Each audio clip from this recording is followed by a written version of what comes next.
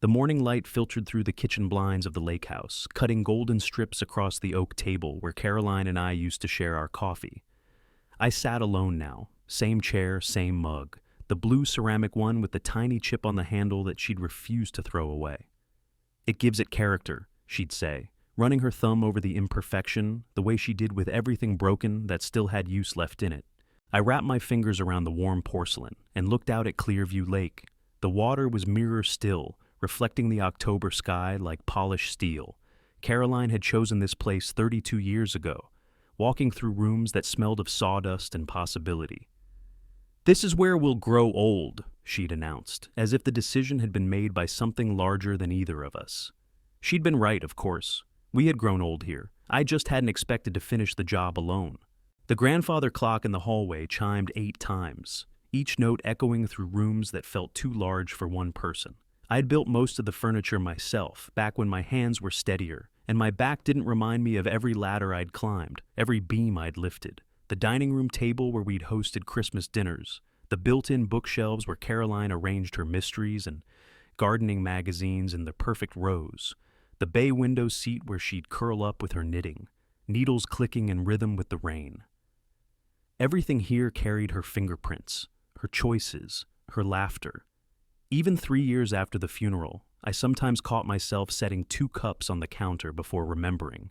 The gravel driveway crunched under tires, a sound I'd grown to recognize from any room in the house. But this engine was unfamiliar, newer, with the quiet hum of something expensive. I moved to the window and saw a black SUV pulling up beside my old Ford. The driver's door opened and out stepped my son. Ethan looked prosperous. That was the word Caroline would have used. His suit was charcoal gray, perfectly pressed, the kind that costs more than I used to spend on clothes in a year. His hair was shorter than I remembered, touched with silver at the temples that made him look distinguished rather than aging. He moved with the confident stride of a man who expected doors to open for him. I hadn't seen him in 8 months, not since that stilted phone call where he'd mentioned needing some space to figure things out with Madison. I'd respected that space, maybe more than I should have. Caroline had always been the bridge between us, translating my practical silences into words Ethan could understand, and his restless ambitions into something I could accept. Without her, we'd defaulted to the awkward politeness of distant relatives. A car door slammed, then another. A woman emerged from the passenger side, Madison, my daughter-in-law, though she'd never seemed comfortable with that title. She wore a cream-colored coat that probably cost more than my monthly Social Security check. Her blonde hair swept back in one of those casual styles that takes an hour to achieve. Behind her, 2 older figures unfolded from the back seat. I recognized them from the wedding photos that still sat on Caroline's dresser. Gerald and Patricia Monroe, Madison's parents. The 4 of them stood in my driveway like a delegation. Gerald adjusted his sport coat and surveyed the property with the calculating gaze of a man appraising real estate. Patricia clutched a leather handbag and whispered something to Madison that made my daughter-in-law nod with satisfaction. I opened the front door before they could knock. Old habits from my construction days. Better to meet trouble on your own terms than wait for it to find you. "Dad?" Ethan's smile was bright and brittle. "You look good." "Ethan?" I stepped back to let them pass. "Madison, Mr. and Mrs. Monroe." Gerald's handshake was firm, aggressive. Patricia offered her cheek for an air kiss I didn't give. Madison smiled with her mouth but not her eyes. The hallway suddenly felt crowded, filled with perfume and aftershave, and the particular tension that comes when people want something they haven't asked for yet. "Coffee?" I offered, because Caroline had trained me to be a host even when I didn't feel like one. "This won't take long," Ethan said, which should have been my first warning. We gathered in the living room, them on the sofa Caroline had reupholstered in soft green fabric, me in my reading chair with its view of the lake. Gerald's eyes roamed the room, taking inventory. He lingered on the stone fireplace I'd built by hand, the custom-built entertainment center, the hardwood floors Caroline and I had refinished together one humid summer. "Beautiful place," Patricia said, but her tone suggested she was already planning changes. "It was Caroline's vision," I said. "She had ideas about everything, down to which trees to plant so they'd frame the view just right." Madison shifted uncomfortably. She'd never known how to respond when I mentioned Caroline. Some people freeze when confronted with grief, as if death might be contagious. That's actually what we wanted to talk about, Ethan said. He sat forward, elbows on his knees, hands clasped. The posture of a man delivering important news. The future of this place. I waited. In construction, you learn that silence is often more powerful than words. People will fill quiet spaces with more truth than they intended to share. Madison's parents need a place to live, Ethan continued. Their lease is up next month, and with Dad's retirement, he gestured toward Gerald, who nodded gravely as if confirming a tragedy. We've been looking at senior communities, Gerald said, but the good ones have waiting lists, and the costs. He spread his hands in a gesture of helplessness. They're family, Madison added, her voice soft but insistent. And this house has so much space, more than you need, really. The words hung in the air like smoke. I could feel them waiting for my response, watching my face for signs of weakness or compliance. But I'd spent 40 years managing construction crews, negotiating with contractors, staring down building inspectors who thought they could intimidate an old man with a clipboard. My expression didn't change. I see, I said finally. We thought, Ethan said, speaking faster now, maybe it would be good for you too. All this space, all these memories. It might be time to downsize, move somewhere more manageable. Somewhere more manageable, I repeated. There's a nice senior community in Clearwater, Patricia offered brightly. Garden apartments, meal service, activities. You'd have people your own age to socialize with. I looked at my son, really looked at him, the boy who'd learned to fish from this dock, who'd helped me build the tire swing that still hung from the old oak tree, who'd brought Caroline wildflowers from the meadow behind the house every Mother's Day until he left for college. That boy was gone, replaced by this stranger in an expensive suit who spoke about my life as if it were a problem to be solved.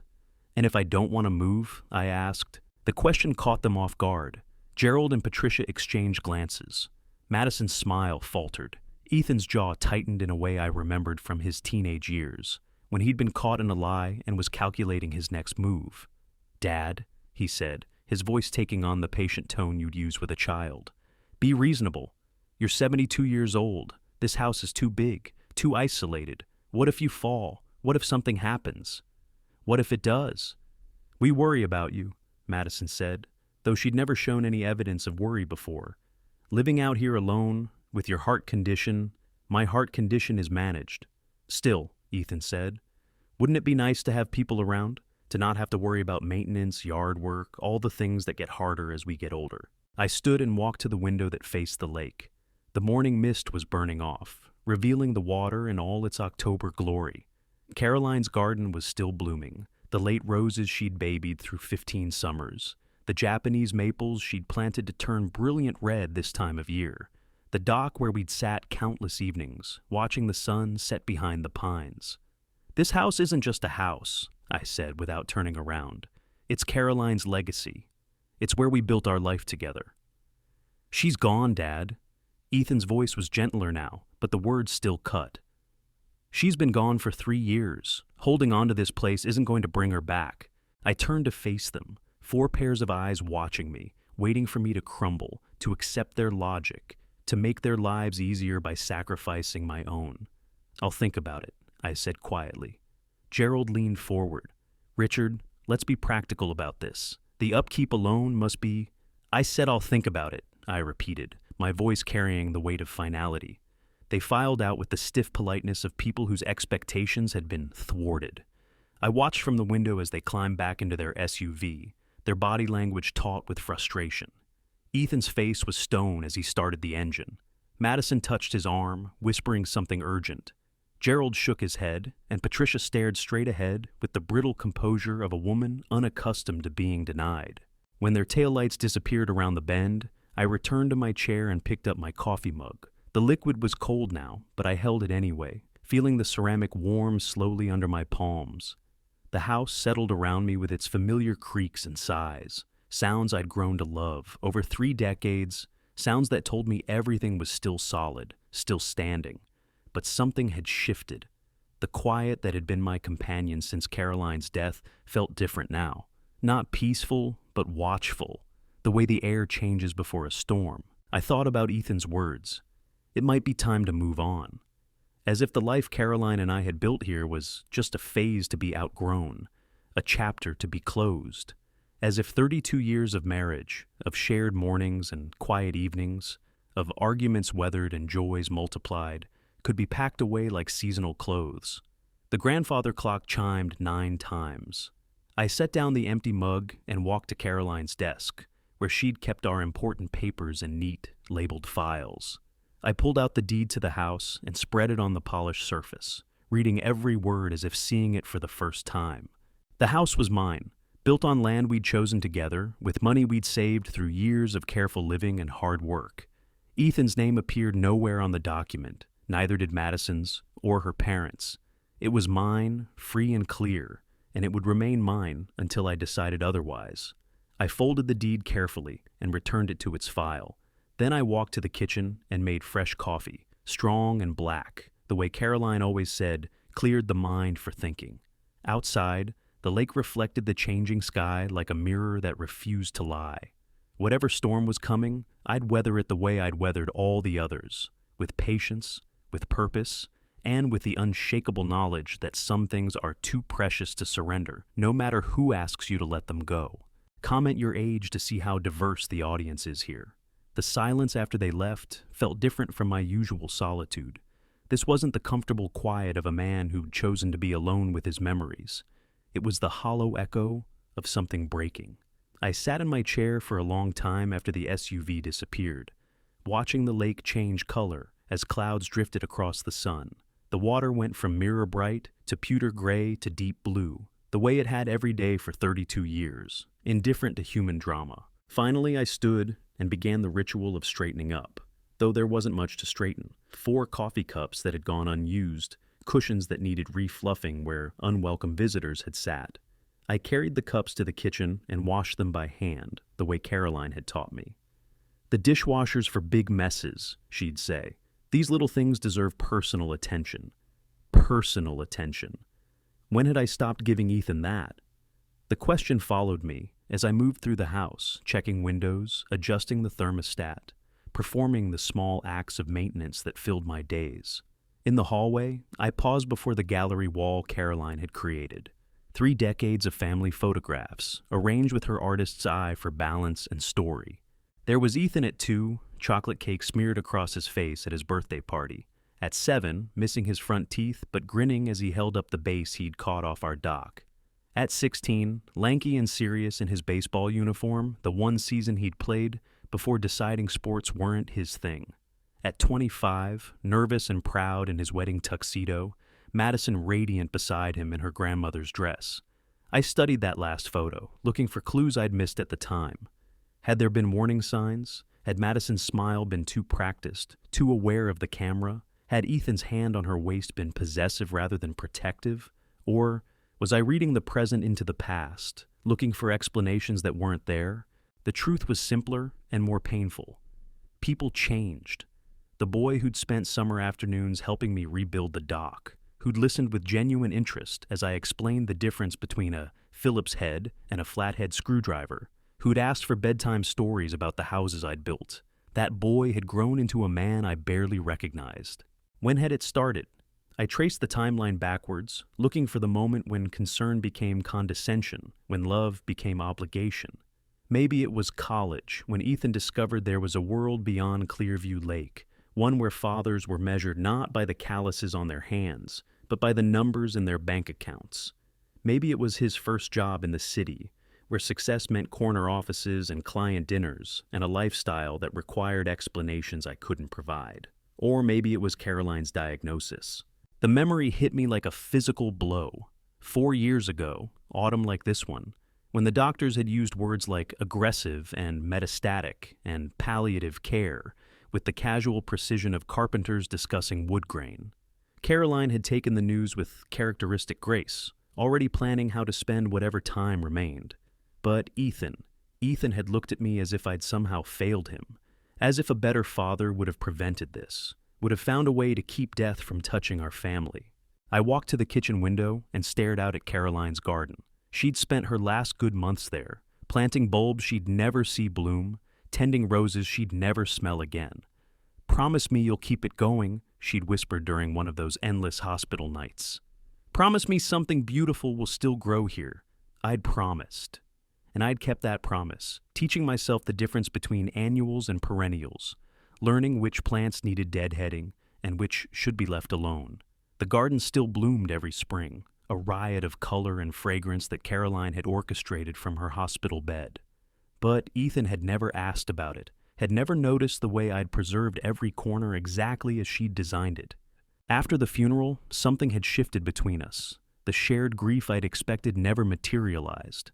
Instead, Ethan had thrown himself into work, into his marriage, into anything that didn't require him to sit with sadness. And I'd retreated into this house, into routines that kept Caroline's presence alive, into a solitude that felt safer than risking more loss. We'd become strangers who shared a name and a history, but no common language for what came next. The phone rang, jolting me from my thoughts. For a wild moment, I hoped it might be Ethan calling to apologize, to say he'd been wrong, to ask if we could try again. But the caller ID showed a number I didn't recognize. Mr. Dalton, this is Patricia Monroe. I should have hung up. Instead, I found myself saying, Mrs. Monroe. I hope I'm not calling at a bad time. Her voice carried the practiced warmth of someone accustomed to getting her way through persistence rather than charm. I wanted to follow up on our conversation this morning. There's nothing to follow up on. I think there might be. You see, Richard, may I call you Richard? I understand this is difficult. Change always is, especially for people of our generation. Our generation. As if we were peers, as if her 70-odd years somehow gave her the right to speak for mine. But sometimes, she continued, what feels like loss is actually opportunity, freedom, a chance to discover what comes next. I've discovered what comes next, I said. It's staying right here, in this big, empty house. Richard, be honest with yourself. When was the last time you used the guest bedrooms, the formal dining room, the study? You're rattling around in all that space like a man who's forgotten how to live. The words stung because they carried a grain of truth. I did rattle around sometimes, moving from room to room like a ghost haunting his own life. There were spaces I barely entered anymore. Caroline's sewing room, where her half-finished quilt still waited on the cutting table. The guest bedrooms we'd prepared so hopefully for grandchildren who'd never materialized. The study where I used to pay bills and plan home improvement projects that no longer seemed necessary. But emptiness wasn't the same as purposelessness. This house held 32 years of marriage, 3 years of mourning, and a lifetime of memories that couldn't be measured in square footage. Mrs. Monroe, I said, with all due respect, you don't know me well enough to tell me how to live. No, but I know Ethan, and I know how much he worries about you. We all do. Ethan worried enough to visit twice in the past year. If that's his definition of concern, I'm not impressed. Silence stretched across the line. When Patricia spoke again, her voice had lost its practiced warmth. You're being selfish, Richard. Family means compromise. It means putting the needs of the group ahead of your own wants. Whose family? Yours or mine? We're all family now. That's what marriage means. Marriage, I said slowly, means a lot of things, but it doesn't mean one family gets to absorb another like a hostile takeover. I don't think you understand the situation. Gerald and I aren't asking for charity. We're willing to pay rent, to contribute to utilities, to help with maintenance. This could be mutually beneficial. You want to be tenants in my house? We want to be family, real family, the kind that supports each other. I walked to the living room window, looking out at the dock, where Caroline and I had shared morning coffee for 32 summers, where I still shared it with her memory every day the weather allowed. The answer is no, I said. Richard, the answer is no. Don't call here again. I hung up and immediately unplugged the phone from the wall. The sudden silence was profound, almost sacred. Outside, a red-winged blackbird landed on the feeder Caroline had hung from the oak tree. It pecked at the seeds I'd refilled that morning, then flew away, leaving the feeder swaying in the October breeze. The afternoon passed slowly. I tried to read, but the words swam on the page. I tried to watch television, but nothing held my attention. Finally, I went to the garage and pulled out my tools, spreading them on the workbench Caroline had bought me for our 20th anniversary. The familiar weight of the hammer, the precise edges of the chisels, the satisfying click of the tape measure, these things still made sense when nothing else did. I found a piece of oak I'd been saving for the right project and began to plane it smooth, losing myself in the rhythm of the work. Wood didn't lie. It didn't manipulate or cajole or guilt you into doing things you didn't want to do. It simply was what it was, revealing its true nature only under careful, patient attention.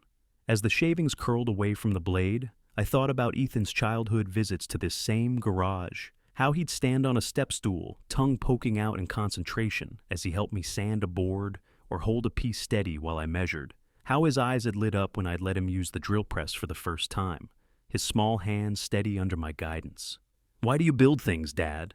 he'd asked once, maybe 8 years old, covered in sawdust from head to toe.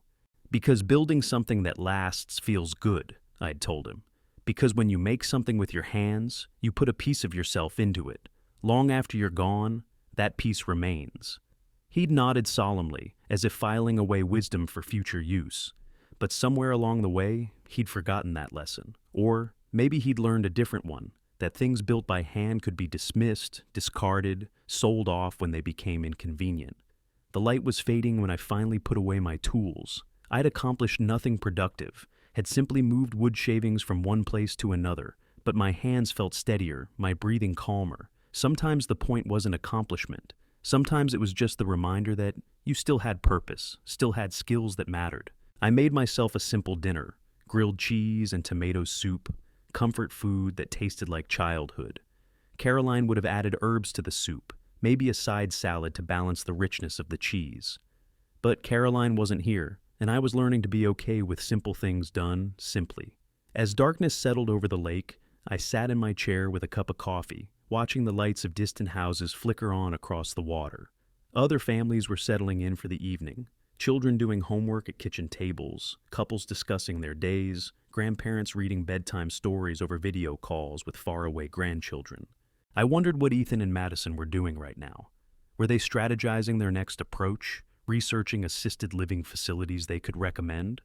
Or had they simply written me off as a stubborn old man who'd eventually come around when loneliness wore down his resistance? They didn't understand that loneliness wasn't my enemy anymore. I'd made peace with it, had learned to distinguish between being alone and being lonely. Caroline's presence still filled this house in ways that had nothing to do with physical occupation. Her books still lined the shelves, her plants still thrived under my care, her voice still whispered in the settling of timbers she'd helped me choose. This wasn't just a house, it was a marriage made manifest, love translated into lumber and stone and glass. Every room held stories only I remembered now, the way she'd hummed while cooking, the sound of her typewriter when she was working on her newsletter for the garden club, the squeak of the floorboard outside our bedroom that had warned us when teenage Ethan was trying to sneak out after curfew.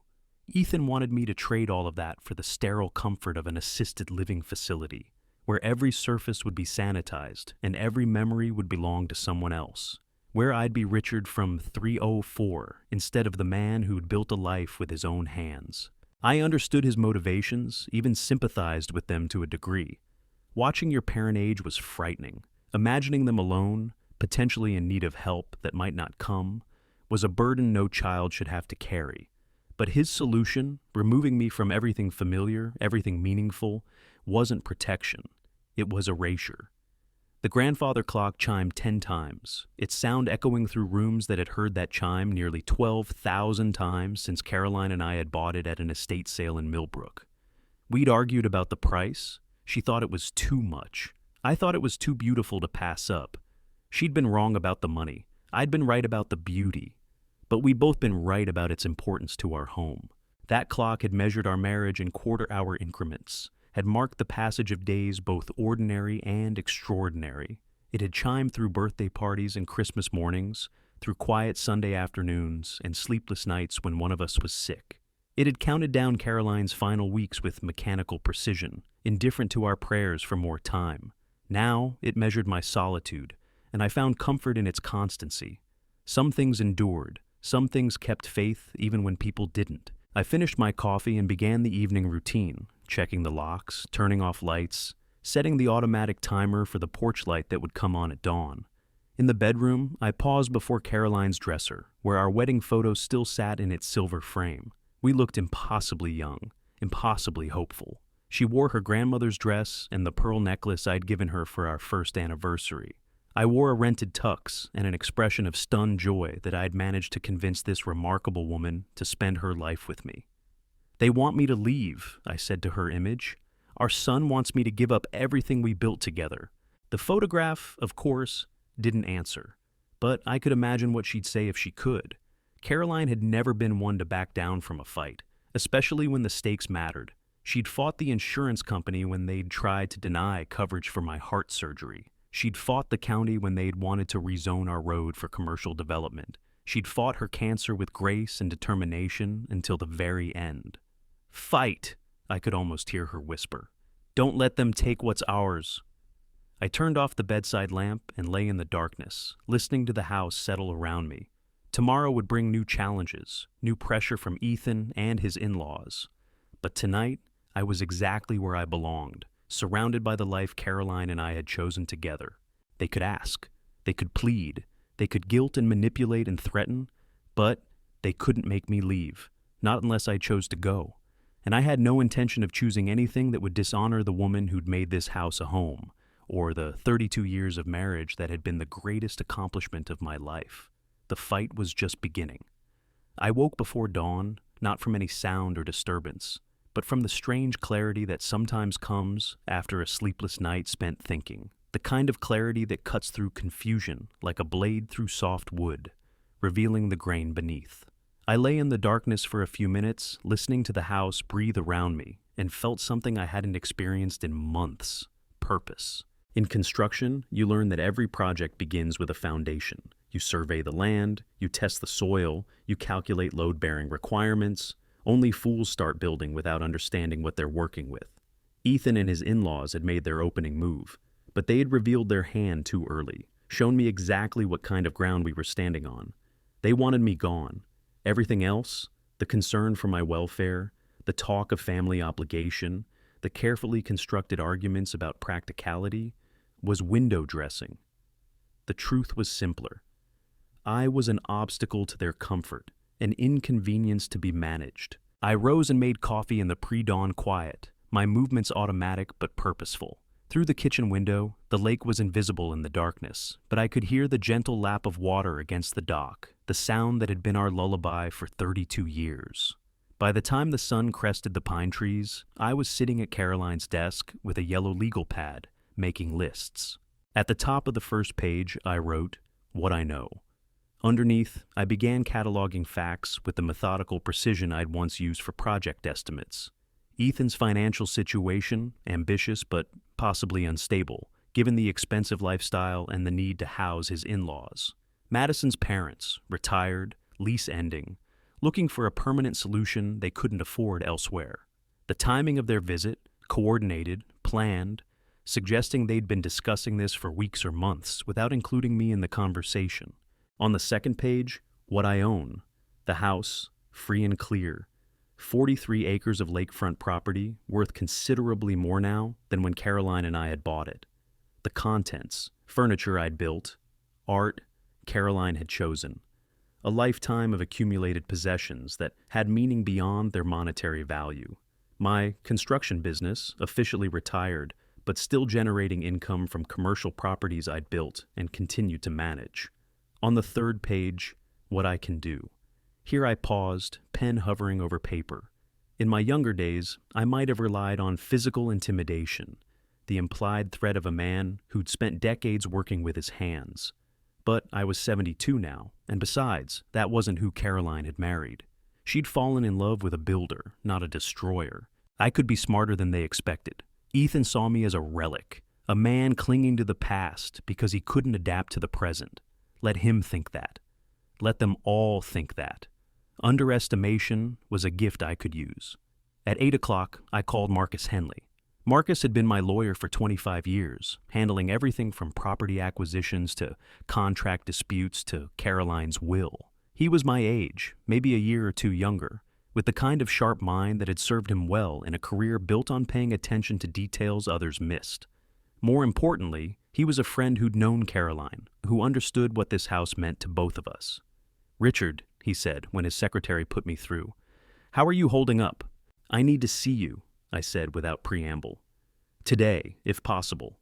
It's about the house." "What about the house?" "Someone wants to take it from me." There was a pause, the sound of papers rustling. "Can you be here at 10?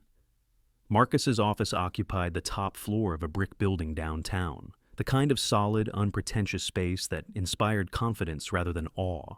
Floor-to-ceiling bookshelves lined the walls, filled with legal texts that looked well-used rather than decorative. His desk was cherry wood, probably built sometime in the 1940s, scarred but dignified.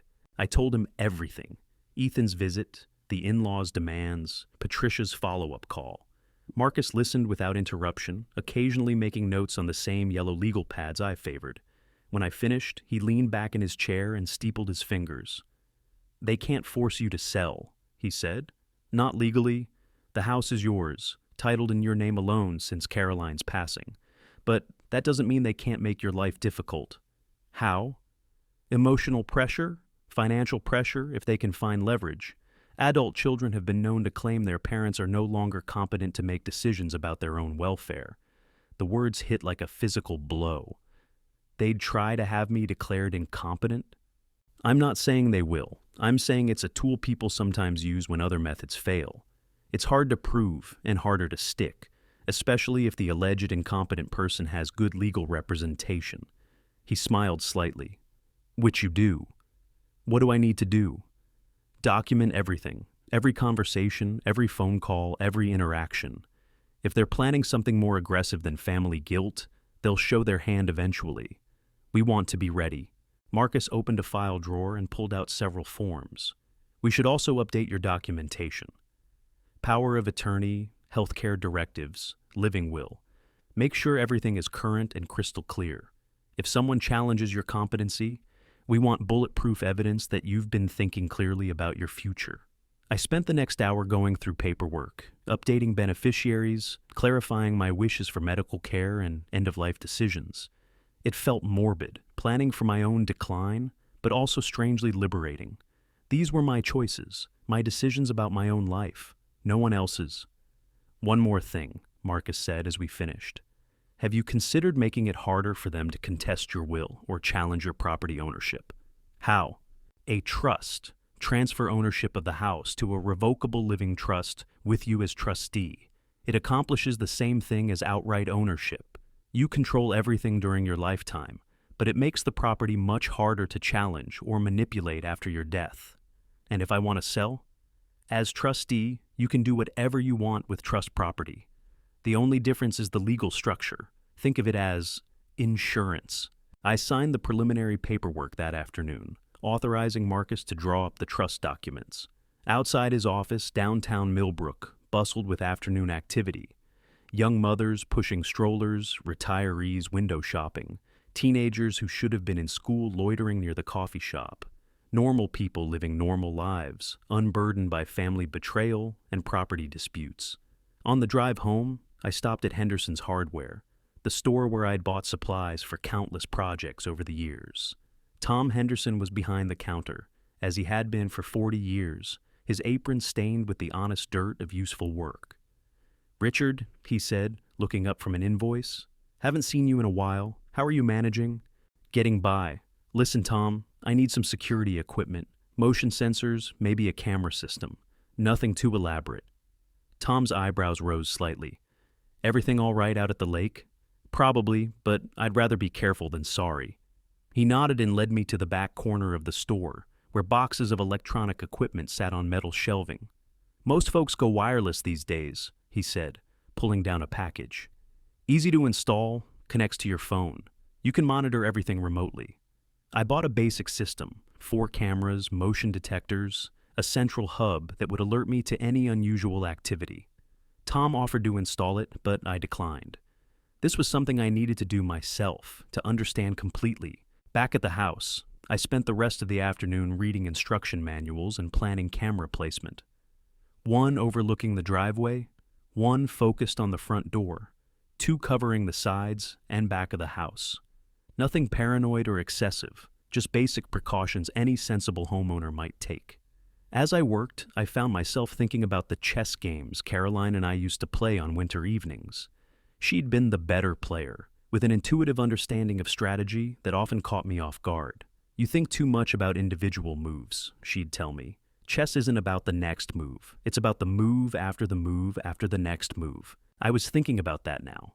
Ethan's opening gambit had been direct but clumsy, a frontal assault that had revealed his intentions too clearly. Whatever came next would be more subtle, more carefully planned. I needed to be ready. The camera installation took most of the next morning. I mounted them high enough to avoid casual tampering, but positioned to capture clear images of anyone approaching the house. The motion sensors went near the windows and doors most likely to be used for unauthorized entry. When I finished, I tested the system from inside the house, watching myself on the phone screen as I walked the perimeter. It felt strange, seeing my own property through the lens of suspicion. But Caroline would have understood. She'd always been practical about protecting what mattered. That afternoon, I called my bank and scheduled a meeting with the manager. If Ethan and his family were planning financial pressure, I wanted to understand my own position clearly. 25 years of steady income from my construction business had left me comfortable, if not wealthy. The house was paid off, my medical expenses were manageable, and I lived simply enough that my needs were modest. "You're in good shape, Richard," Janet Morrison told me as we reviewed my accounts. She'd been handling my banking for 15 years, had known Caroline well enough to send flowers to the funeral. "Better than most people your age. Is there something specific you're concerned about?" "I want to make sure no one else can access my accounts. No family members, no emergency contacts. Just me." "Of course. Is there a reason you're worried about that?" I considered how much to tell her. Janet was trustworthy, discreet, but she was also part of a small community where gossip traveled fast. "Family complications," I said finally. "Nothing dramatic, but I want to be careful." She nodded and made notes in my file. "We can set up additional security measures, password requirements, verbal confirmation for any large transactions. Whatever makes you feel more secure." Driving home, I felt something I hadn't experienced in months. Control. Not over other people or their decisions, but over my own circumstances, my own responses. For too long, I'd been reactive, letting grief and loneliness dictate my choices. Now I was being proactive, building defenses, preparing for whatever came next. The late afternoon light was golden on the lake when I pulled into my driveway. A flock of geese passed overhead, their calls echoing across the water as they headed south for the winter. Change was coming. I could feel it in the cooling air, in the way the shadows fell longer each day. But change didn't have to mean surrender.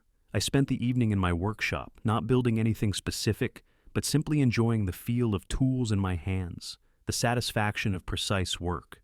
Wood didn't lie or manipulate or guilt you into decisions you didn't want to make. It responded to patient, skillful attention with predictable results. As I worked, I thought about tomorrow's tasks. Marcus would have the trust documents ready for review by the end of the week. The security system would deter casual interference and document anything more serious. My finances were secure, my legal position strong. But most importantly, I was thinking clearly again. The fog of grief and confusion that had clouded my judgment for months was lifting, replaced by the sharp focus I'd once brought to complex construction projects.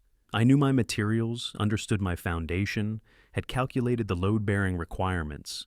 Ethan wanted a fight. He just didn't realize he'd picked one with someone who'd spent a lifetime building things to last.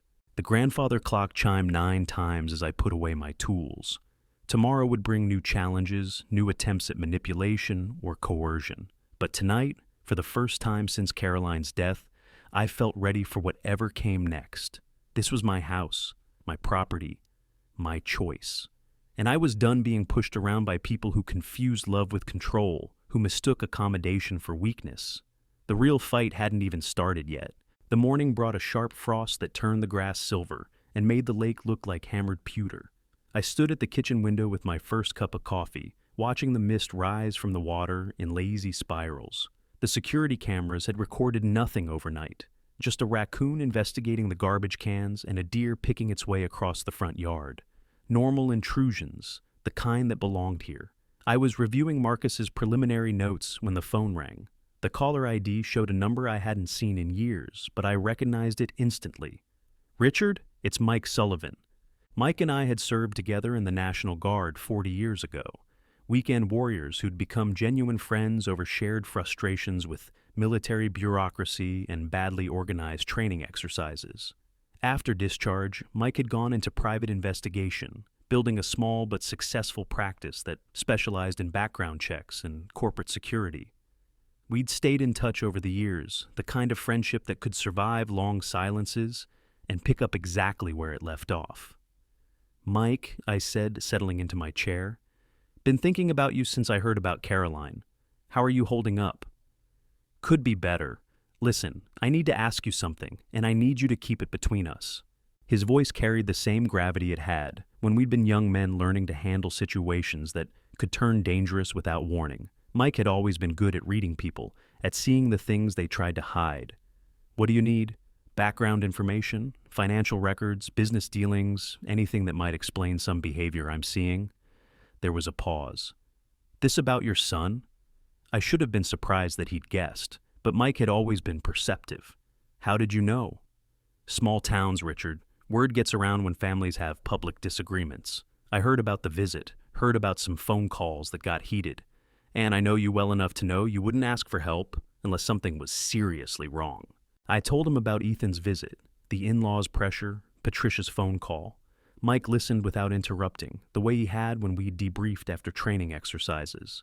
"Family disputes get ugly fast," he said when I finished, "especially when money's involved. What kind of timeline are we looking at?"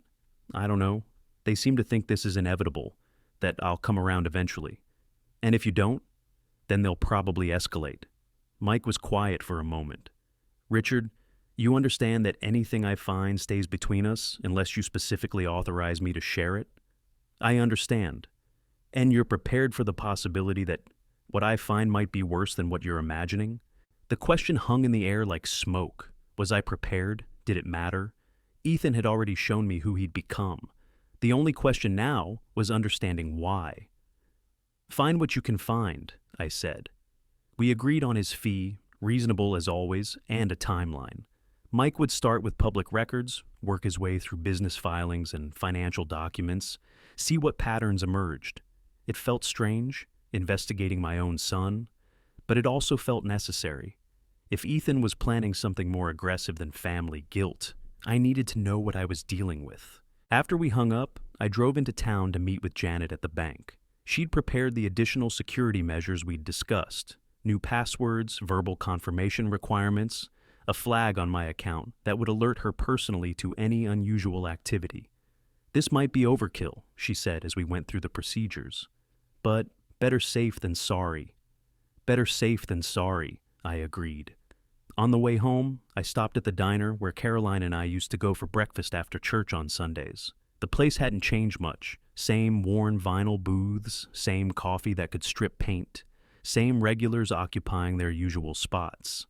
I ordered eggs over easy and toast, sat in the corner booth where I could see the parking lot. Halfway through my meal, I noticed a familiar figure at the counter, Tom Henderson from the hardware store, hunched over a cup of coffee and a piece of apple pie. He caught my eye in the mirror behind the register and nodded.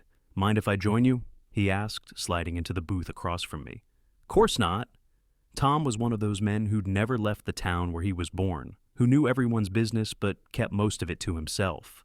He'd sold me everything from nails to power tools over the years, had always been fair in his pricing, and honest in his advice. "Heard you had some visitors the other day," he said, cutting into his pie. "News travels fast. Small town, plus your boy's car stands out.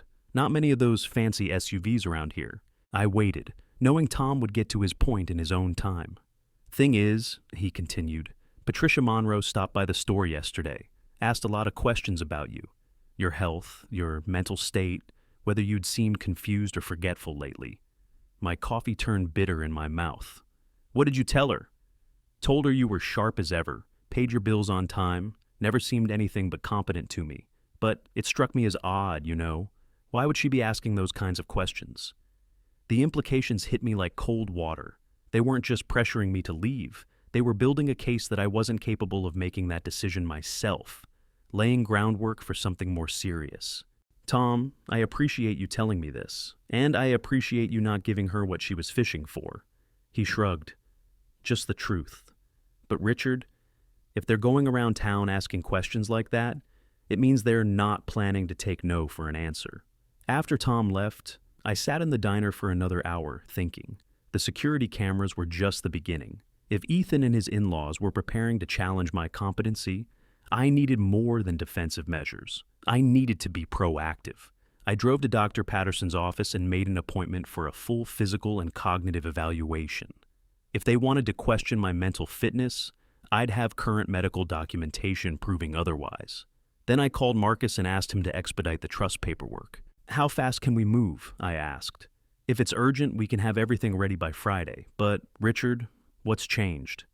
I told him about Patricia's questions around town, about the implications of what she'd been asking. Aggressive, Marcus said, and probably premature. If they're building a competency case, they're moving too fast, being too obvious about it. That works in our favor. How? Because it shows premeditation. A loving son concerned about his father's welfare doesn't hire investigators before trying to have an honest conversation. It shows this is about money and control, not genuine concern. That evening, I called Mike to update him on the day's developments. He wasn't surprised. It's a common pattern, he said. Establish the target is incompetent, get control of their assets, then do whatever you want with the property. The fact that they're being so obvious about it suggests they think you won't fight back. They're wrong about that. I'm starting to see that. Richard, I should have some preliminary information by tomorrow. Nothing comprehensive yet, but enough to give you an idea of what we're dealing with. The next morning brought unseasonably warm weather, the kind of Indian summer day that makes you forget winter's coming. I spent it installing the last of the security equipment, motion lights on the garage, additional sensors on the windows Caroline used to keep open for cross-ventilation. As I worked, I found myself thinking about the lessons Mike and I had learned during our guard service.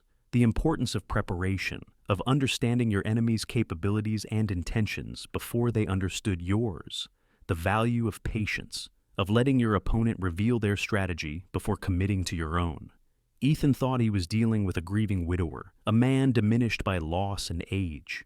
He was about to discover that grief and age could make a man dangerous in ways he'd never considered. Mike called that afternoon with his preliminary report. Your son's in deeper financial trouble than he's letting on, he said without preamble. The lifestyle you described, the expensive car, the designer clothes, Madison's jewelry, it's all financed. Credit cards, personal loans, a second mortgage on their house. How much trouble? Conservative estimate, they're carrying about $300,000 in debt, not counting their primary mortgage.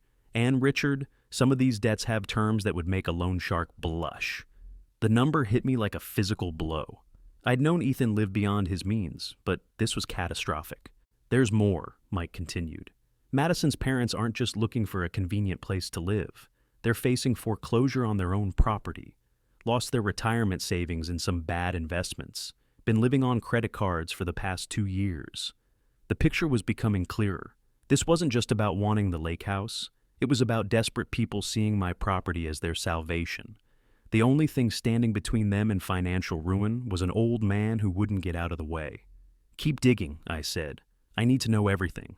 That night, I sat on the dock with a glass of water, watching the sun set over Clearview Lake. The water was calm, reflecting the sky like a mirror that showed only truth.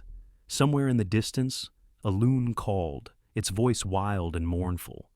I thought about the boy Ethan had been, the young man who'd called me his hero, who'd promised to build something as lasting as what Caroline and I had created together. That boy was gone, replaced by someone I barely recognized, someone who saw my life's work as nothing more than an asset to be liquidated. But I wasn't the same man who'd raised that boy either. Loss changes you, strips away the unnecessary, and leaves only what matters. What mattered was this place, this life Caroline and I had built, this final stand I was prepared to make. The loon called again, closer this time. In the gathering darkness, I could see the lights coming on in houses across the lake, other families settling in for the evening, secure in their routines, their assumptions, their belief that the people they loved would never betray them. I envied them that innocence, but I no longer shared it. The real war was about to begin, and for the first time in months, I was looking forward to the fight. Friday morning brought Marcus's call just after 7. "The trust documents are ready," he said. "Can you come in this morning to sign them? I'll be there in an hour." I dressed carefully. The navy suit Caroline had bought me for Ethan's wedding. The tie she'd said made me look distinguished. If I was going to sign away my house only to take it back under different terms, I wanted to look like a man who knew exactly what he was doing. Marcus's office felt different this time, charged with the electricity that comes before important decisions. The trust documents were spread across his desk, neat and precise, each page marked with colored tabs showing where I needed to sign. "This is irrevocable once executed," Marcus said as we went through each section. "As trustee, you maintain complete control during your lifetime, but after your death, the terms can't be challenged or modified. If someone tries to claim you were incompetent when you signed these, they'll have to prove it to a judge's satisfaction. And the property itself becomes much harder to force into sale. Even if they somehow manage to have you declared incompetent, a court-appointed guardian would need judicial approval for any major decisions about trust property. It's not impossible, but it's a lot more complicated than they're planning for." I signed each page with Caroline's fountain pen, the one she'd used to write letters to distant relatives and thank you notes for wedding gifts. The ink flowed smoothly, dark blue against cream paper, making my signature look more important than it felt. "One more thing," Marcus said as we finished. "I'm recommending we change your will as well. Create a charitable remainder trust for the property. If something happens to you, the house goes to a charity of your choosing. Veterans organization, historical society, whatever you prefer. Your son gets the remainder value after the charity's term expires, but he can't simply sell the property and pocket the proceeds." I thought about that.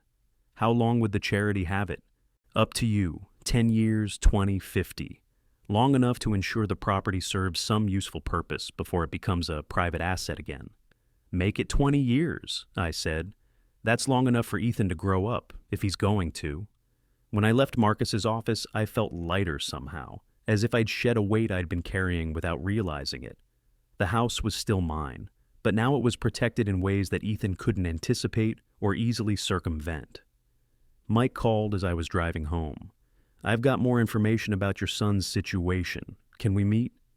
We arranged to meet at the diner, the same booth where Tom Henderson had warned me about Patricia's inquiries. Mike arrived carrying a manila folder, thick enough to choke a horse. "It's worse than I thought," he said, sliding into the booth. "The debt I mentioned yesterday, that's just the beginning." He opened the folder and spread out photocopied bank statements, credit reports, loan documents. "Your son has been robbing Peter to pay Paul for at least 2 years, moving money between accounts, taking cash advances to make minimum payments, consolidating debt only to run up new balances." I studied the papers, trying to make sense of the numbers. How is this even possible? Madison's job provided most of their legitimate income, but she was laid off 8 months ago. Since then, they've been living entirely on credit. And Richard, some of these lenders, they're not the patient type. He pulled out another document. This one caught my attention. A personal loan for $75,000 from something called Apex Financial Solutions. Ever heard of them? I shook my head. They specialize in high-risk loans to people who can't get traditional financing. Their interest rates are borderline criminal, and their collection methods, well, let's just say they're not bound by the same regulations as banks. "When's this loan due?" Mike checked the paperwork. 30 days ago. They're already in default." The picture was getting clearer and uglier. Ethan wasn't just facing financial difficulty. He was facing financial ruin. And desperate people make desperate choices. "There's one more thing," Mike said, his voice dropping. "I ran a check on Gerald and Patricia Monroe. They're not just facing foreclosure, they're facing criminal charges, investment fraud, it looks like. They convinced several elderly neighbors to invest in some scheme, took their money, and lost it all." I felt the coffee turn to acid in my stomach. How much money? Close to $500,000. The trial starts next month. I drove home in silence, my mind churning through the implications. This wasn't just about wanting my lake house anymore. Ethan and his in-laws were drowning, and they saw my property as their life raft. The only thing standing between them and complete disaster was an old man who wouldn't cooperate with his own displacement. That afternoon, I made a decision that would have horrified Caroline but felt absolutely right to me. I called a security company, not the local outfit that sold home alarms, but a professional firm that specialized in what they called executive protection services. "I need a consultation," I told the woman who answered. "I'm concerned about home security, possibly some family-related threats." She scheduled someone to come out the next morning. His name was David Chen, a former police detective who'd gone into private security after retirement. He was younger than me by maybe 10 years, with intelligent eyes and the kind of quiet confidence that comes from dealing with serious problems. "Tell me about the situation," he said as we walked through the house. I gave him the condensed version: family pressure, financial desperation, concerns about escalation. He listened without judgment, making notes in a small leather notebook. "The security cameras you installed are good," he said, "but they're reactive. You need proactive measures." "Such as?" "Reinforced entry points, better locks, strike plates anchored to the frame studs, motion-activated lighting around the entire perimeter. And this—" He pulled a small device from his briefcase. "Personal alarm. Press this button, and it sends an immediate alert to both the police and our monitoring center." We spent the next 2 hours going through the house room by room, identifying vulnerabilities, discussing options. By the time Chen left, I had a plan that would turn my peaceful lake house into something approaching a fortress. "One piece of advice," Chen said as he packed up his notebook. "Don't let them know about these upgrades until they try something. The element of surprise is your best weapon." That evening, I called Marcus to update him on what Mike had discovered. "Financial desperation explains a lot," Marcus said, "but it also makes them more dangerous. Desperate people don't always think clearly about consequences." "What do you think they'll do next?" "Probably try to isolate you, cut you off from friends, from professional advisors, make you feel like compliance is your only option." As if summoned by his words, my phone rang. Ethan's number. "Don't answer," Marcus said. "Let it go to voicemail. If it's important, he can leave a message." The phone rang 6 times, then stopped. A minute later, the voicemail alert chimed. "Dad, it's me. We need to talk. There are some things you don't understand about the situation. Call me back." I played the message for Marcus. His expression darkened. "Notice how he's positioning himself as the one with information you lack? Classic manipulation technique. He's trying to make you feel like you need him to understand your own circumstances." I erased the message without saving it. The security upgrades took 3 days to complete. Chen's crew worked quietly and efficiently, installing reinforced door frames, upgrading locks, adding motion sensors that would light up the property like a Christmas tree if anyone approached after dark. They were professionals, the kind of men who understood that sometimes good people needed protection from bad situations. On Wednesday evening, as the crew finished their final tests, I stood in my living room looking out at the lake. The house felt different now, not just secure, but ready. Ready for whatever Ethan and his desperate allies might attempt. My phone buzzed with a text message. "Dad, we're coming up to the house tomorrow morning to discuss this situation face to face. It's time to stop being stubborn and start being realistic." I showed the message to Chen, who was doing a final check of the alarm system. "You want my advice?" he said. "Don't be here when they arrive. Let them find the house locked up tight. Let them realize that the rules have changed." "Where should I go?" Chen smiled. "Somewhere public, somewhere with witnesses. Let them make the first move while you watch from a position of strength." That night, I packed a small bag and drove to the Holiday Inn on the other side of town. From my second-floor window, I could see the lake in the distance, my house invisible among the trees, but connected to me by 32 years of memories and 48 hours of careful preparation. Tomorrow, Ethan would discover that his father wasn't the helpless old man he'd imagined. Tomorrow, the real education would begin. I set my phone on the nightstand and watched the lights across the lake go out one by one. Somewhere out there, my son was probably planning his next move, confident that emotional pressure and family guilt would eventually wear down my resistance. He was about to learn how wrong he could be. The motion sensors were armed, the cameras were recording, and I was finally ready to stop playing defense. Let them come. I woke at 6 in the Holiday Inn, showered and dressed in the same clothes I'd worn to sign the trust documents. Through my window, I could see the first gray light touching the lake. My phone showed 3 missed calls from Ethan, all after midnight. No voicemails, just the desperate persistence of someone whose plans weren't working out the way he'd expected. At 7:30, I drove to Betty's Pancake House on Main Street and ordered coffee and eggs. The place was nearly empty, a few truckers, a table of retirees discussing the weather. I chose a booth near the window where I could see the parking lot and waited. My phone buzzed at 8:15, a text from Ethan.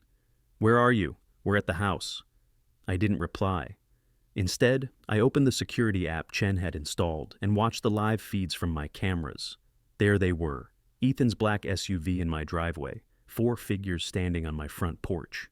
Ethan was trying the door, shaking the handle with increasing frustration. Madison stood behind him, arms crossed, looking annoyed.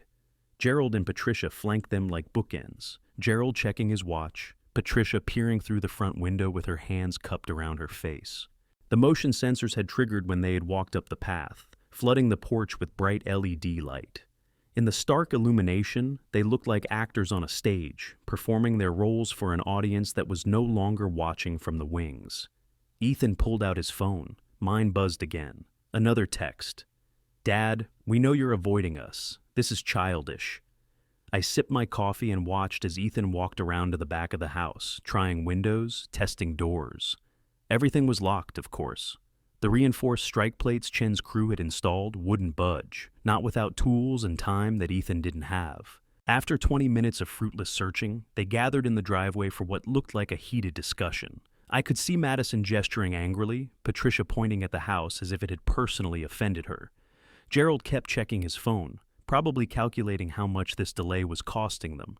Finally, they climbed back into the SUV and drove away. I finished my breakfast and called Marcus. "They tried to get into the house," I said. "Found it locked up tight." "Good. That sends a message. But Richard, they'll escalate now. When people can't get what they want through normal channels, they start looking for other options." "What kind of options?" "Legal channels. They might try to get a court order claiming you're missing or incapacitated. Or they might try social channels, wellness checks, adult protective services, anything that gets them official backing for their concerns."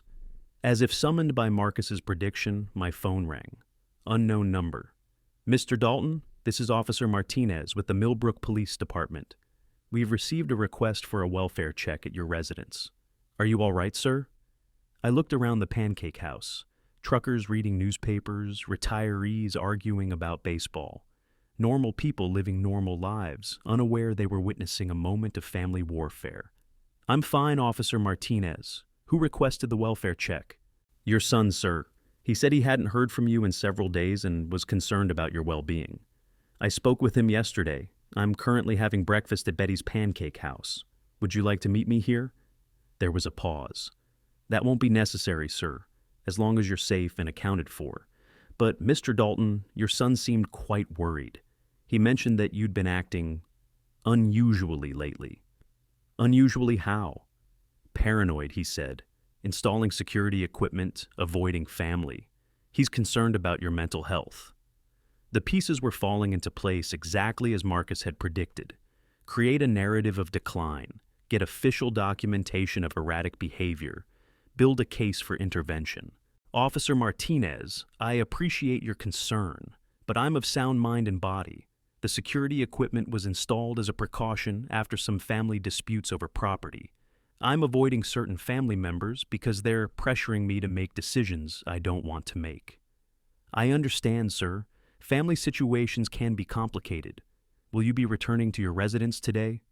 "Eventually, but it's my residence, and I'll return when I choose to." After Martinez hung up, I called Marcus again. "They're trying to establish a pattern," he said. "Missing person reports, welfare checks, documentation of unusual behavior. They're building a file. How do we counter it? By being proactive instead of reactive. Are you ready to take this to the next level?" I thought about Ethan standing on my porch, shaking the door handle like a child having a tantrum. I thought about Madison's annoyed expression, Gerald's impatience, Patricia's entitled expectation that my home would simply open for her. "I'm ready. Meet me at my office in an hour. Bring the trust documents. It's time to show them what they're really dealing with." Marcus's office felt like a war room when I arrived. He'd spread legal documents across his conference table, and David Chen sat in one of the leather chairs, his security report open on his lap.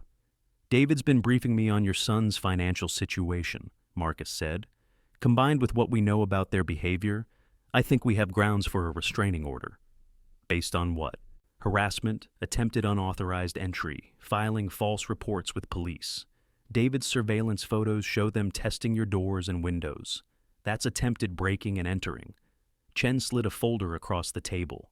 Inside were clear, time-stamped photographs of Ethan trying my back door, Madison peering through windows, Gerald examining the garage doors. "They gave us everything we need," Chen said.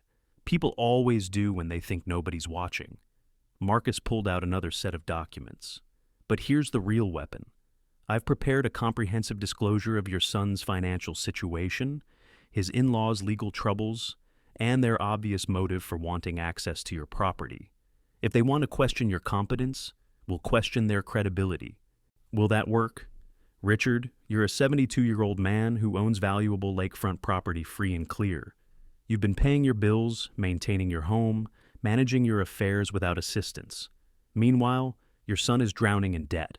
His in-laws are facing criminal charges, and they're all desperately trying to gain control of your assets. Which scenario sounds more believable to you?"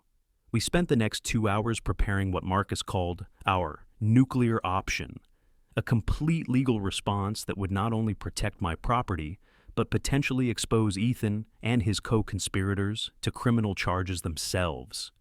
"This is scorched earth," Marcus warned. "Once we file this, there's no going back to family dinners and polite conversation." I thought about the last family dinner we'd shared, 3 years ago at Christmas. Caroline had made her famous prime rib, and we'd sat around the dining room table I'd built with my own hands. Ethan had been polite but distant. Madison had checked her phone repeatedly, and the in-laws had monopolized conversation with stories about their Florida condo and their investment successes. Even then, even with Caroline there to smooth the rough edges, it had felt forced, performed, a family going through the motions because that's what families were supposed to do. "File it," I said. That afternoon, while Marcus prepared the paperwork, I drove to the one place that had always given me clarity, the old quarry where I'd learned to dive as a boy. It was 20 minutes from town, down a dirt road that wound through stands of white pine and maple. The quarry had been abandoned for decades, filled with rainwater that stayed cold even in summer. I sat on the limestone edge and looked down at the deep, clear water. Caroline and I had brought Ethan here when he was young, taught him to swim in the shallows, watched him work up the courage to jump from the low rocks. He'd been fearless then, eager to prove himself, trusting that we'd be there to pull him out if he got in too deep. When had I stopped being his safety net and become his obstacle? My phone rang. "Marcus." "It's done," he said. "Filed and served. Richard, you should know, this is going to get ugly fast. They'll probably contact you directly, try to negotiate, maybe threaten legal action of their own. Let them. There's something else. I took the liberty of having David install additional security at your house while we were in a court. Motion-activated cameras in the trees, audio recording devices near the entrances. If they try anything stupid, we'll have it all on record." I drove home as the sun was setting, painting the lake in shades of gold and crimson. The house looked exactly the same from the outside, peaceful, welcoming, the kind of place where families gathered for holidays and children learned to fish. But now it was protected by layers of legal and physical security that would make it nearly impossible for anyone to take it from me. As I pulled into the driveway, my phone buzzed, a text from an unknown number. "You've made a big mistake, old man. This isn't over." I showed the message to Chen, who was waiting on my porch with his final report. "Probably from a burner phone," he said, "but we'll trace it anyway. They're making this easier with every move." Inside, the house felt different again. Not just secure now, but fortified, ready for siege. I made myself a simple dinner and ate it at the kitchen table, looking out at the lake where Caroline and I had dreamed of growing old together. The grandfather clock chimed 8 times. Somewhere across the water, lights were coming on in other houses, other families settling in for the evening. Normal people with normal problems, unaware that 3 miles away, an old man was preparing for war with his own son. I thought about the trust documents safely filed away, about the restraining order that would keep Ethan and his desperate allies at bay, about the evidence we'd gathered of their manipulation and attempted intimidation. For the first time since Ethan's visit 3 weeks ago, I felt something approaching peace. Not the peace of resolution, this was far from over, but the peace that comes from knowing you've done everything you can to protect what matters. Caroline's photograph smiled at me from the mantel, and I could almost hear her voice. "You did good, Richard. You stood your ground." Outside, an owl called from the oak tree where she'd hung her bird feeders. Night settled over Clearview Lake like a blanket, quiet and deep. In the distance, a loon answered the owl with its wild, mournful cry. I locked the doors, set the alarms, and went to bed knowing that tomorrow would bring new challenges. But tonight, for the first time in weeks, I wasn't afraid of what they might be. The house was mine, the law was on my side, and Ethan was about to discover that underestimating his father had been the costliest mistake of his life. The call came at 6:30 the next morning, early enough to jolt me from sleep, but late enough that I knew it wasn't an emergency. Marcus's voice was crisp and professional, the tone of a man who'd been up for hours preparing for battle. "They want to meet," he said without preamble. "Ethan's lawyer called my office at 7 last night, then again at 6 this morning. They're requesting a settlement conference." I sat up in bed, instantly awake. What kind of settlement? The kind where they pretend this was all a misunderstanding and try to negotiate their way out of the hole they've dug. Richard, the restraining order hit them hard. Ethan can't come within 500 feet of your property. Madison's parents are facing additional scrutiny from the court in their fraud case, and their lawyer knows they're in serious trouble. I walked to the kitchen and started coffee, holding the phone against my ear. Through the window, the lake was mirror calm, reflecting the pale morning sky like polished pewter. Do we meet with them? That's your call. But if we do, it's on our terms, at my office, with everything on the record. No more family gatherings, no more emotional manipulation. This is business now. I thought about that. After 37 years of being Ethan's father, it felt strange to reduce our relationship to business. But maybe that's what it had always been for him, a transaction, an investment he expected to pay dividends. "Set it up," I said. "But Marcus, I want them to understand that this isn't a negotiation. It's a surrender." The meeting was scheduled for 2 o'clock that afternoon. I spent the morning doing ordinary things, washing dishes, reading the paper, checking on Caroline's garden. The roses were still blooming despite the October chill, their petals edged with frost but stubbornly beautiful. She'd chosen varieties that bloomed late, wanting color to carry through the first snow. I cut a few stems and brought them inside, arranged them in the blue vase she'd bought at that antique shop in Millbrook 20 years ago. The same vase that had held her funeral flowers, that had sat empty on the mantel for 3 years because I couldn't bear to put anything else in it. Now it held roses again, and somehow that felt right. At 1:30, I dressed in my best suit and drove to Marcus's office. The conference room had been arranged like a courtroom, us on one side of the long table, them on the other.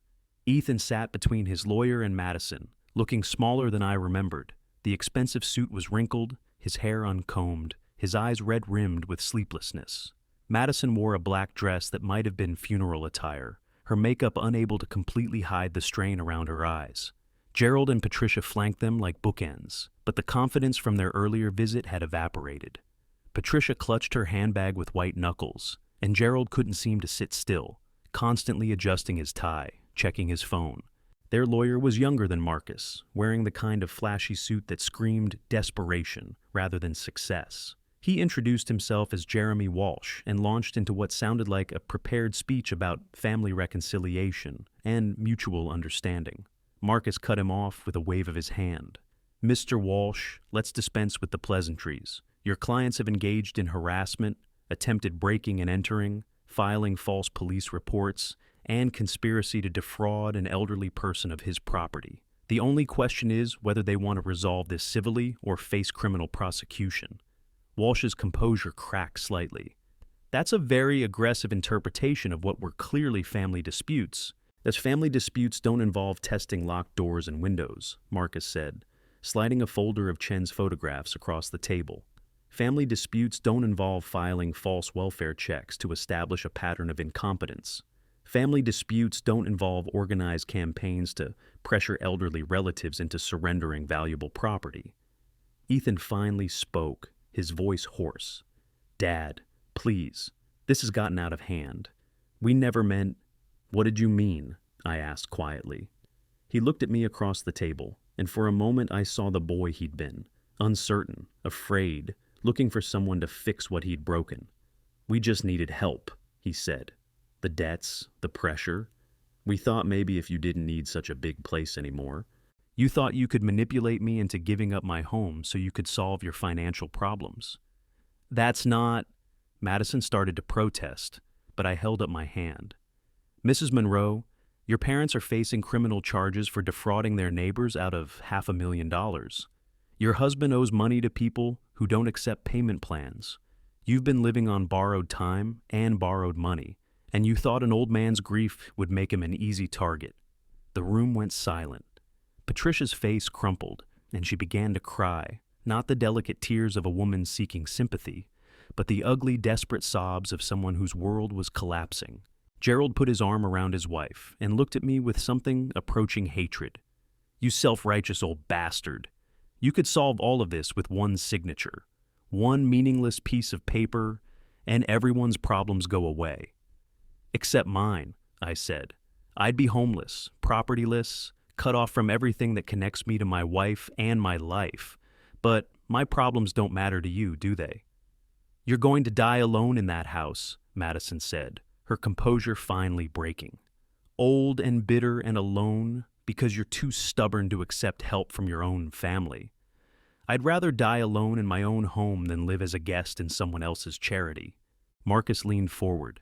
"Mr. Walsh, here's what's going to happen. Your clients are going to sign a binding agreement acknowledging that Mr. Dalton is the sole owner of his property, that they have no claim to it now or in the future, and that they will cease all contact with him except through legal counsel. In exchange, we won't pursue criminal charges for their harassment and attempted fraud." Walsh looked at his clients, then back at Marcus. "And if we don't agree? Then we file criminal complaints tomorrow morning. Breaking and entering, elder abuse, conspiracy to commit fraud. Mr. Chen's security footage provides excellent evidence, and we have documentation of their financial motives." Ethan leaned forward, hands clasped on the table. "Dad, what about after you're gone? What happens to the house then?" It was the question I'd been waiting for, the one that revealed everything about how he saw me and our relationship. "The house won't be yours, Ethan," I said quietly. "I've placed it in trust. After my death, it goes to the Veterans Recovery Foundation for 20 years. They'll use it as a retreat center for soldiers dealing with PTSD and traumatic injuries. After 20 years, if any value remains, it goes to charity." The blood drained from Ethan's face. "You can't do that." "I already have. Marcus filed the papers yesterday. But it's my inheritance. I'm your son. You stopped being my son when you decided I was an obstacle to be removed instead of a father to be respected." Patricia let out a wail that sounded like an animal in pain. Gerald slammed his hand on the table hard enough to make the water glasses jump. Madison stared at me with naked hatred, but it was Ethan's expression that cut deepest. Not anger or disappointment, but a kind of stunned disbelief, as if he'd never considered that his actions might have consequences. "Sign the agreement," Walsh advised his clients quietly. "It's the best deal you're going to get." They signed with the mechanical movements of people who'd run out of options. No one spoke except to confirm their signatures. When it was done, Marcus collected the papers and stood. "Mr. Dalton will be in touch if he chooses to resume any family relationship," he said.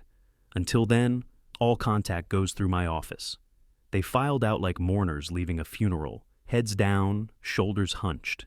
Ethan paused at the door and looked back at me one last time. "I never wanted it to be this way," he said.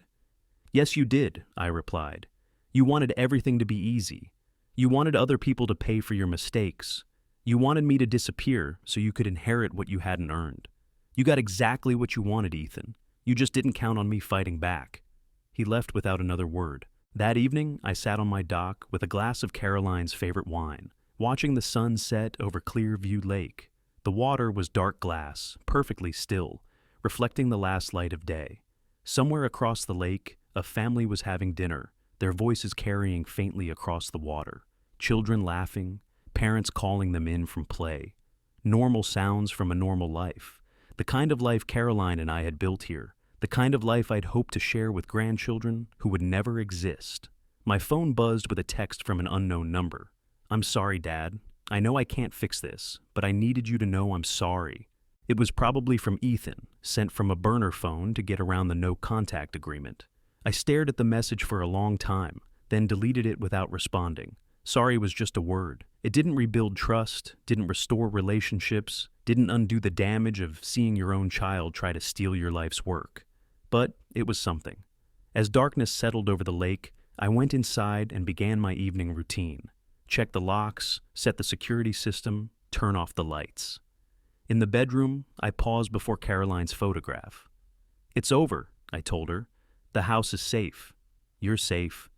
Her smile seemed brighter somehow, more peaceful. Or maybe that was just the moonlight through the window, playing tricks on an old man's eyes. I lay in bed listening to the familiar sounds of the house settling, the grandfather clock marking time, the distant call of a loon across the water. For the first time in months, the sounds weren't lonely. They were just quiet. Tomorrow would bring new possibilities. Maybe a call from the Veterans Foundation. Maybe a visit from neighbors I'd neglected while fighting this battle. Maybe just a peaceful morning with coffee and Caroline's roses and the endless forgiving surface of the lake. I'd lost a son in that conference room today, but I'd found something else. The knowledge that I could still fight for what mattered, could still protect what I loved, could still choose dignity over surrender. It would have to be enough. Outside, the owl called from Caroline's oak tree, and somewhere in the darkness, another owl answered. The house breathed around me, solid and secure, holding 32 years of marriage and 3 years of mourning and one old man's refusal to go gentle into anyone else's good night. I closed my eyes and slept peacefully for the first time since this all began. The first snow of winter fell on a Tuesday morning, exactly 1 year after I'd signed those trust documents in Marcus's office. I stood at the kitchen window with my coffee, watching the flakes drift down like Caroline's confetti, settling on the lake's dark surface before disappearing into the depths.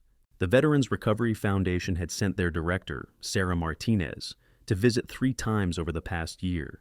Each time, she had walked through the house with the reverence of someone who understood that some places hold more than just furniture and memories. The foundation wouldn't take possession until after my death. But Sarah wanted to understand what they'd be inheriting. Not just the property, but the responsibility of stewarding a place where love had lived for 32 years. "We'd like to preserve your wife's garden," she'd said during her last visit. "Maybe add a small plaque, something simple. In memory of Caroline Dalton, who believed beautiful things should outlast the people who create them." I'd liked that. Caroline would have liked it too. My phone hadn't rung in 8 months. No unknown numbers, no welfare checks, no midnight text messages from burner phones. The silence felt different now. Not empty, but full. Full of choices I'd made, boundaries I'd defended, a life I'd reclaimed one quiet day at a time. Tom Henderson stopped by occasionally, always with some excuse, delivering a package that had been misdelivered to his store, bringing news about mutual acquaintances, asking for advice about a project. But really, he came to check on me, to make sure I wasn't becoming the hermit his customers sometimes whispered about. I appreciated the concern, even if I didn't always show it. "You're doing well," he'd said last week, accepting a cup of coffee and settling into Caroline's chair like he'd been invited to stay. "I wasn't sure, after everything that happened with Ethan. Thought you might, I don't know, turn bitter." "Bitter takes too much energy," I'd told him. "I'd rather use it for other things." Those other things had multiplied over the year. I'd started volunteering at the library, reading to children on Saturday mornings. Caroline had done that for years before her illness, and the librarians remembered her stories about the old man who built houses and the woman who made gardens grow. They welcomed me like family, maybe understanding that everyone needs somewhere to belong. I'd also begun teaching a woodworking class at the community center, showing teenagers how to measure twice and cut once, how to feel the grain of wood and work with it instead of against it. Most of them were there for community service hours, or because their parents thought they needed something constructive to do with their hands. But a few genuinely wanted to learn, and watching them discover the satisfaction of creating something useful reminded me why I'd fallen in love with building in the first place. Dr. Patterson had pronounced me remarkably healthy at my last checkup. Blood pressure stable, heart rhythm strong, cognitive function excellent. Whatever you're doing, he'd said, keep doing it. You've got the vitals of a man 10 years younger. What I was doing was living. Actually living, instead of just existing in the spaces between memories. The house felt different now too. Not empty, not haunted by loss, but purposeful. I'd started using all the rooms again. The study for paying bills and reading. The guest bedrooms for the friends who occasionally stayed overnight. The formal dining room when the neighbors invited me for holidays. And I reciprocated with meals that Caroline's recipes turned into something approaching edible. I'd even begun sleeping in our bedroom again instead of the couch, something I hadn't done since Caroline's funeral. The first night had been difficult. Too much space, too much silence, too many memories of her breathing beside me in the darkness. But gradually, it had become peaceful again. Our room, not just hers. Mike Sullivan called every few months with updates on Ethan's situation, though I'd never asked for them. Gerald and Patricia had been convicted of fraud and sentenced to 5 years in federal prison.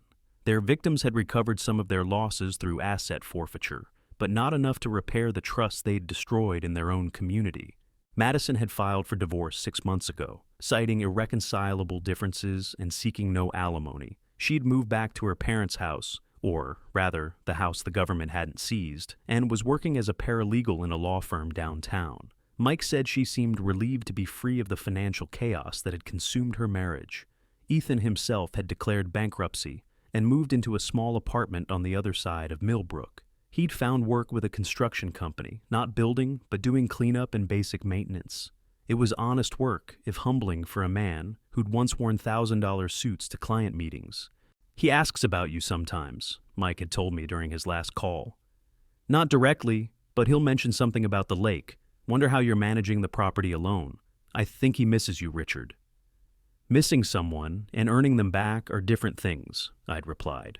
But sometimes, usually late at night when the house was quiet and the lake reflected the moon like a mirror, I wondered what would happen if Ethan knocked on my door. Not demanding or manipulating or scheming, just asking. Asking if there was room in my life for a son who'd made terrible mistakes but was trying to learn from them. I didn't know the answer to that question, and I wasn't sure I wanted to discover it.